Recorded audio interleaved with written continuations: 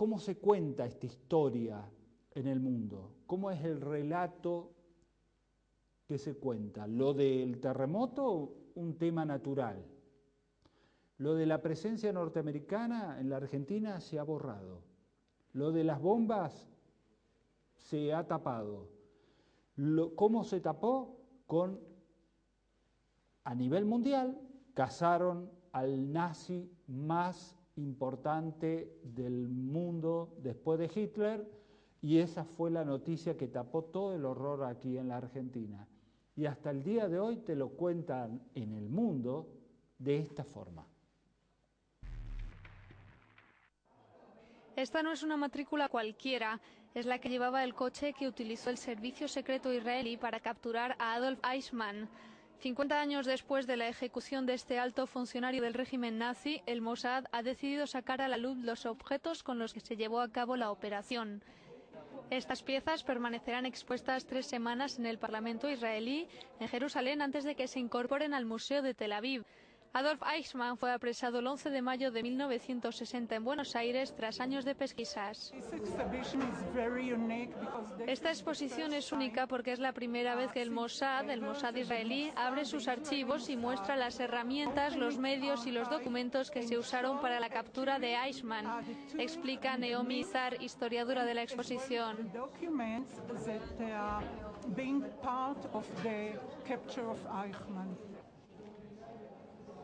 El criminal nazi fue secuestrado con estos guantes por el Mossad, que lo sacó ilegalmente de Argentina con este pasaporte falso para que fuera juzgado en Israel. Una operación rocambolesca de la que se acuerda su jefe Rafi Eitan.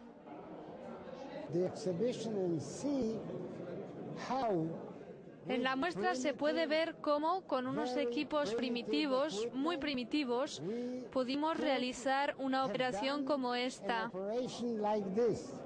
Hoy en día, sin teléfonos móviles, ordenadores, satélites ni GPS, no hubiéramos sido capaces de hacer algo así.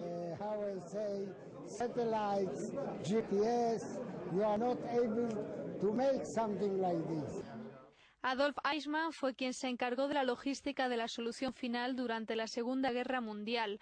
Organizó la deportación de judíos y la arquitectura del Holocausto.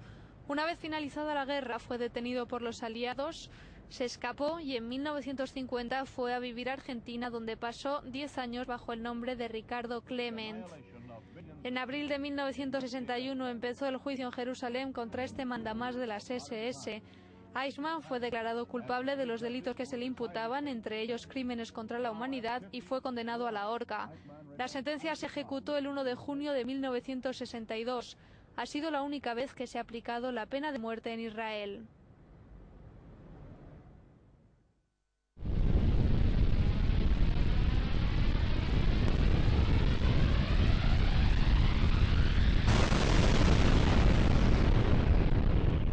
Esta es la historia que lo veías en un canal español, es la historia que conoce todo el mundo. Es la historia que conocemos nosotros acá, es la historia que se le enseña a nuevas generaciones en Israel. El famoso Mossad apareció sin satélites, sin todo eso, aquí en la Argentina y secuestró a Eichmann. Todo una mentira. Todo lo que acabas de ver fue y es una mentira.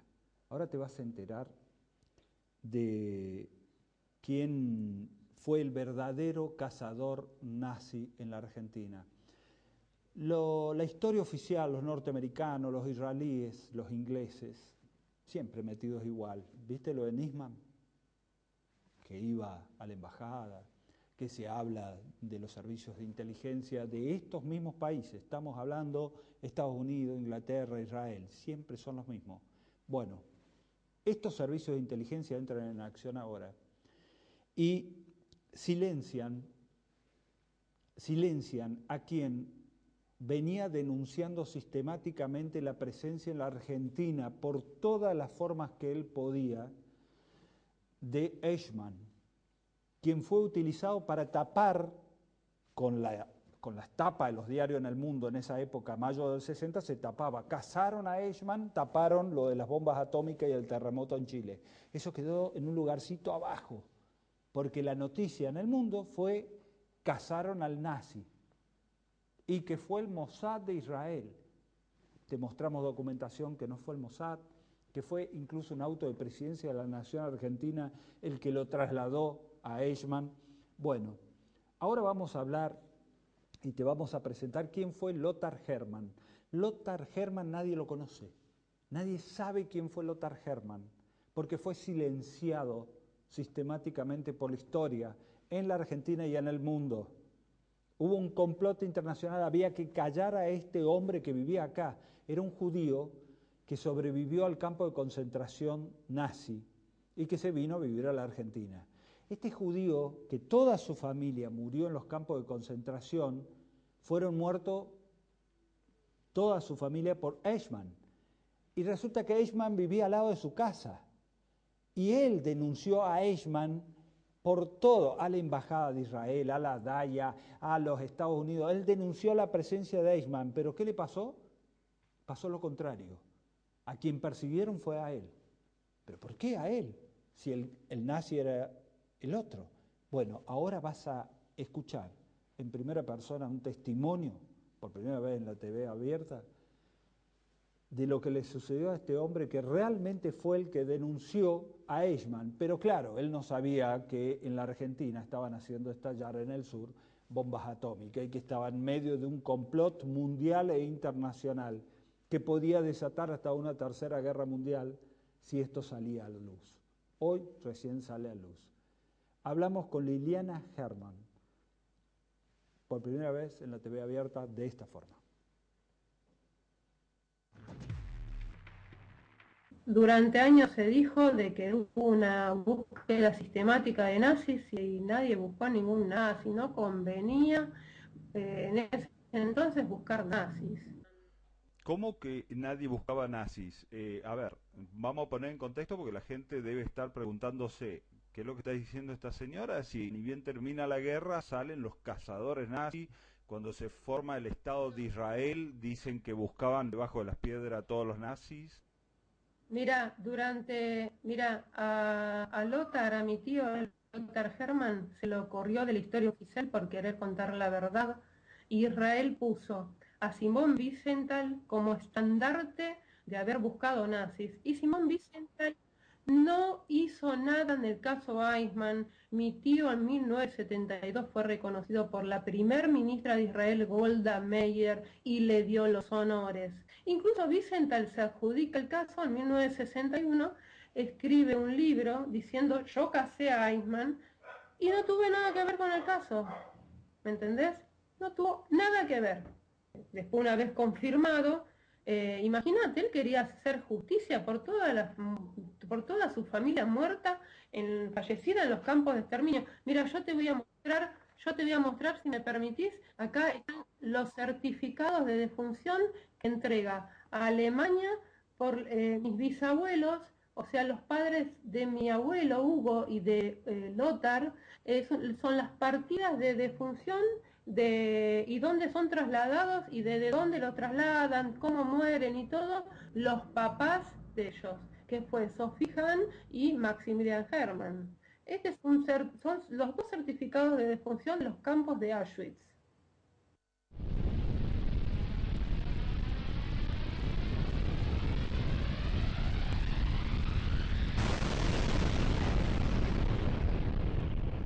¿Te das cuenta por qué estoy asegurado con Saporiti Seguro, Maipú 820? Porque lo que te estamos contando hoy tiene repercusión internacional. Está hablando Liliana Hermann, una luchadora por la verdad, alguien que está destapando la olla, alguien que accedió a expedientes que hasta ahora eran secretos y que confió en este periodista. Estamos hablando con Liliana Hermann y ella asegura que nunca se intentó cazar a ningún nazi, que nunca el mundo buscó cazar a ningún nazi. Todo era negocio, todo era guita. Mejor ni hablar de los nazis. Por eso vivían tranquilos en la Argentina. Pero Estados Unidos utilizó nuestro territorio para probar estas bombas atómicas, se le fue la mano, generó lo que pasó en Chile y tuvieron que hacer todo este circo de cazar a un jerarca nazi. Liliana Hermann se llama esta mujer con la que estamos hablando de esta forma y nos cuenta el relato de quien fue el verdadero cazador nazi tapado por la historia oficial. Yo te voy a decir una cosa, no solo fueron 6 millones de judíos, sino fueron 50 millones de personas las que murieron en la Segunda Guerra Mundial, ¿eh? Fueron los 6 millones de judíos, están dentro de los 50 millones, fueron rusos, fueron gitanos, fueron homosexuales, es un listado bastante importante de toda la gente que murió. Fue terrible, una masacre total. En principio, mi tío había denunciado la presencia de su vecino criminal nazi a la DAIA. Luego denunció y mandó la denuncia a la Embajada de Israel en Buenos Aires. Pero bueno, estas no tenían ningún interés de hacer nada. Habían otros negocios, digamos, acá. Ya en el 52, Ariel Tatakover, que este señor fue el vicepresidente del Congreso Mundial Judío en 1952, que figuran en todas las cartas que me desclasifica a mí, como familia, el Estado de Israel. Este señor llegó a Buenos Aires, se quedó y negoció ese pago con la DAIA, pago de indemnizaciones de las víctimas del Holocausto. Bueno, ¿qué hace él? Como judío no podía entender qué estaba pasando, él quería justicia, imagínate. Él había vivido los tormentos, incluso él había perdido un ojo en Dachau a raíz de los golpes. ¿Sí? Bueno, él en el 55, ya a fines del 55, se muda a Coronel Suárez. Y se muda por miedo la familia.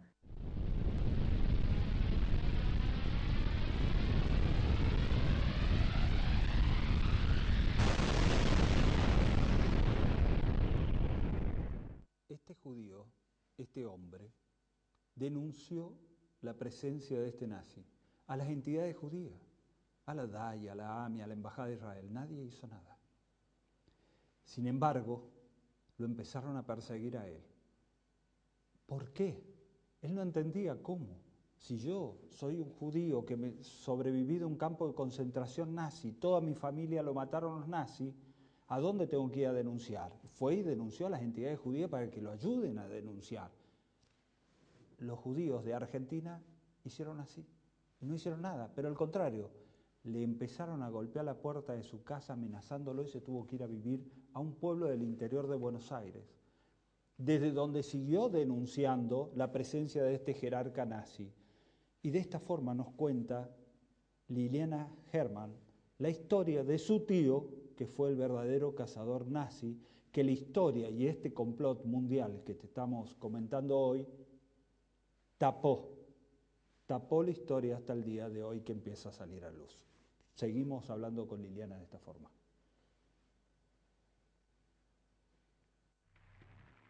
En octubre del 59 sale una solicitada del diario argentino Tageblatt, un diario alemán acá en Buenos Aires, diciendo que se pedían, sabía que había una recompensa por todo dato certero sobre el criminal Adolf Eichmann. ¿Quién puso esa nota, esa solicitada? Tobias Friedman, un polaco que había estado en los campos de exterminio, sobreviviente, y él sí buscó nazis, ¿eh? Así que Lothar inmediatamente prueba y se contacta con Friedman. Friedman le responde, o sea que se enviaron cartas yo pude obtener las cartas del 59 hasta la última carta del 71, 72, que después ya Lothar fallece, ¿viste? Y bueno, así fue. Bien, entonces, la denuncia, ¿sale el pedido de captura desde Alemania? No, el pedido había sido de Alemania, el pedido de captura. Por eso. Ya lo había... Exacto. Sí, o sea, había un pedido de captura internacional desde Alemania. Sí, había un pedido de captura internacional, claro. Pero, a ver, yo te voy a explicar algo. En el Archivo General de la Nación está el expediente de Joseph Mengele. Yo lo tengo, lo pude obtener. ¿De Mengele? De Mengele, Joseph Mengele, sí. El cual en el 61 fue acusado Lothar. Te explico. Todo el mundo sabía dónde estaban. la misma embajada alemana en 1956, Mengele le solicita su documento como Mengele y ellos se lo entregan. La embajada alemana fuera cómplice, todos eran cómplices, a ver, todos sabían dónde estaban. La embajada le entrega sus documentos como Mengele porque anteriormente entró a la Argentina con un pasaporte falso como Helmut Gregor, ¿sí? Pide los documentos acá a la embajada y la embajada se lo entrega los documentos como si nada. Incluso te digo más, él quería seguir ejerciendo la medicina porque era un médico en un campo de exterminio, ¿no? Y él practicaba con las personas inocentes. Él pidió a Alemania que le restituyan su cédula para poder ejercer y obviamente que le dijeron que no, ¿no? Pero vos fíjate, tan impunemente, con qué cara de piedra volvió a solicitar eso siendo un criminal. Y todo eso está documentado. Sí, está en el Archivo General de la Nación, yo tengo el expediente, que es el mismo expediente donde en el 61 la embajada alemana, digamos, la policía le solicita a la embajada alemana las huellas dactiloscópicas de Josef Mengele y las tienen que comparar con las de Lothar. A ver, la embajada ya tenía las huellas dactiloscópicas, obviamente, de Mengele. Mengele. Bien. A ¿Me ver, explico? sí, pero vamos a poner en contexto. Resulta que en ese año 1961 estamos hablando. Un día Sí. le caen en Coronel Suárez. Bueno, mira, Sí. te voy a comentar más o menos todo el episodio de cómo fue. Si me permitís, yo te voy a leer algunos párrafos de las cartas que Lothar envía al Estado de Israel en el 61 porque él quería que le reconozcan su labor porque ya veía que Simón Wiesenthal ya se había quedado con todos los honores de él, entonces él estaba muy enojado, estaba, ¿me entendés? Porque no lo querían reconocer y él quería contar la verdad al mundo y no lo dejaron. Una semana después de esas cartas y que le responde el mismo Estado de Israel, a él le arman una operación mediática, es decir, en el 61, después de estas cartas, irrumpen en su casa 5 agentes del Estado de Israel, 2 de Alemania y el alto directivo de la DAIA, ¿sí? Diciéndole, por favor, usted cállese la boca, no hable más, no escriba más y no joda más. Y él seguía con la denuncia. Él quería justicia, él lo único que quería era justicia, que se cuente la verdad y demás. Y aparte de hacer justicia por toda su familia, ¿viste? Él en el 59 ya había mandado a su hija, que estaban amenazados, a Estados Unidos. O sea, él ya no tenía a la hija acá. Bueno, después de ese episodio, que lo apretan, van 2 periodistas de los diarios de Londres, Daily Express, eso lo tengo en todos los documentos que me liberan la DIPBA, que antiguamente era SIPBA, era la Policía de Inteligencia de la Provincia de Buenos Aires. Eso está todo documentado. Bueno, le tocan el timbre, Lothar pregunta quién es y le dicen, mire, nosotros somos periodistas y queremos saber de dónde está Josef Mengele. Y Lothar le dice, mire, retírese de mi domicilio, yo no sé nada sobre ese criminal, déjeme en paz. Le dice, mire que nosotros tenemos tantas tiradas de diario, mejor que nos cuente dónde está Mengele. Mi tío lo sacó, digamos, le dijo, váyanse por favor de mi domicilio. Entonces, no conformes estos periodistas, van a la comisaría, lo denuncian de ser Josef Mengele. A tu Bueno, tío. va la policía, sí, lo denuncian de ser Josef Mengele. Entonces, va la policía. Vos imaginate en esa época un escándalo enorme, que era un pueblo muy chiquito. Imaginate las calles cortadas, todos los servicios secretos, la CIA, el Mossad, la CIDE, los alemanes, el BND, estaban todos, la policía con armas afuera, los periodistas corriendo en el techo. Bueno, después de ese episodio, entran a su casa y le roban todas las cajas con documentación a mi tío. Después de ahí, él va a parar en una comisaría durante 15 días, es maltratado, le han pegado, ¿sí? La policía pide a la embajada alemana huellas de Lothar que las compare con Mengele. Ahí es donde en el expediente del Archivo General de la Nación aparece toda esta información que yo te digo, y la embajada da un informe diciendo que no era Mengele, y lo sueltan. Que muchos periodistas, historiadores, se ocuparon de no investigar y de copiar de la historia oficial y de copiar de la historia oficial, no se ocuparon de contar la verdadera historia. Cuando hubo reconocimientos y homenajes no le han importado. Ellos siguen quedándose con la historia oficial, donde hay documentos, donde no les importa el revisionismo. ¿Me explico?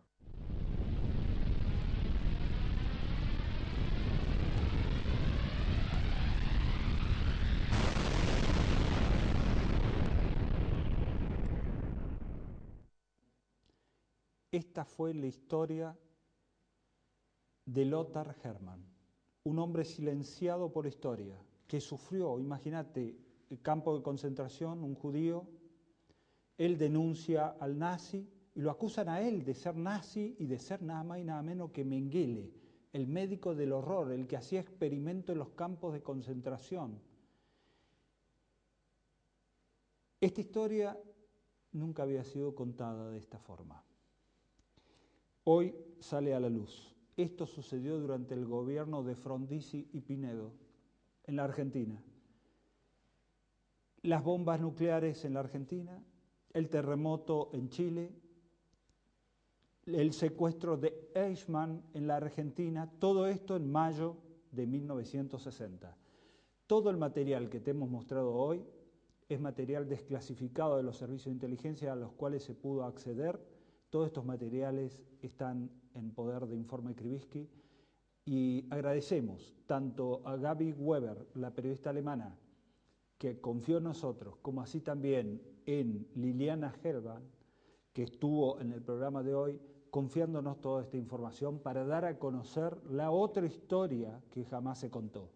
Chile, miles de muertos que jamás sospecharon que no fue fruto de un terremoto, sino de pruebas nucleares en la Argentina.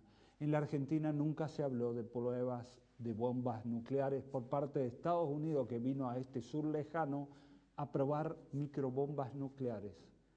Todo esto fue tapado en la historia oficial.